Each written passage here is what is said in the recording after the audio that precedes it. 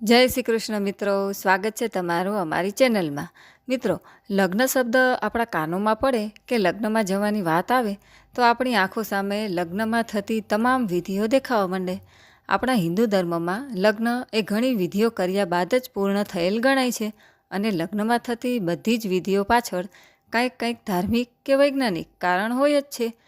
મોટા ઘરની છાબ આવી ચાલો જોવા જઈએ રે, લાડકડીની છાબ આવી ચાલો જોવા જઈએ રે, છાબમાં તો શું શું લાવ્યા ચાલો જોવા જઈએ રે, છાબમાં તો સેલા લાવ્યા ચાલો જોવા જઈએ રે.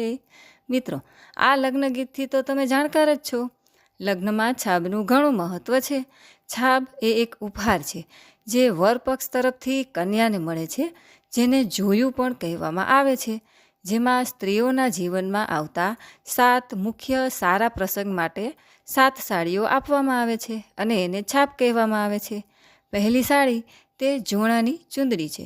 બીજી દરવાલું એટલે કે રિસેપ્શનમાં પહેરવાની સાડી.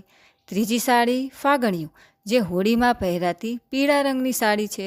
ચોથી સાડી દિવાળી નિમિત્તે અપાય છે. પાંચમી સાડી સાકર કંકુના સુકનની સાડી હોય છે. છઠ્ઠી સાડી વડ સાવિત્રી સાડી, જે લગ્ન બાદના તહેવારોમાં પહેરવામાં આવે છે. અને સાતમી સાડી ઘાઘરી થાપડી. આ સાડી લગ્ન પહેલાં આપવામાં આવે છે. આમ છાબ એ કન્યાને અપાતી ભેટ છે અને આ વિધિનું લગ્નમાં ઘણું મહત્ત્વ છે. તો મિત્રો, આજના વિડીયોમાં આપણે છાબમાં અપાતી સાડીઓનું મહત્ત્વ જોયું. તમને આ વિડીયો કેવો લાગ્યો તે તમે અમને કોમેન્ટમાં જરૂરથી જણાવજો.